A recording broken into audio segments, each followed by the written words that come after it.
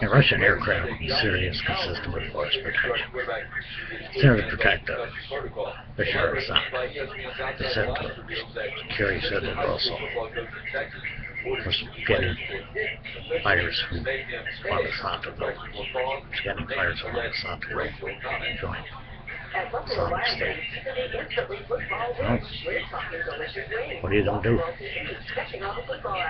What are you going to do? It's a war, and it's a war of pieces, really. It's a war of pieces, really. You got the Russians, you got the coalition, you got Al-Qaeda, you got the Taliban, you got the Islamic State, you got Bashar al-Assad, all involved in one nation, slaughtering each other. What are you going to do? What are you going to do? Just hope that you come out with a country that's worth living in. It'll take decades to rebuild. It'll literally take decades to rebuild. It will take decades to rebuild Syria once the war is over. Will Bashar al-Assad be the head of Syria? I hope not. I hope not, because he's just the big butcher of the Islamic State. But he's got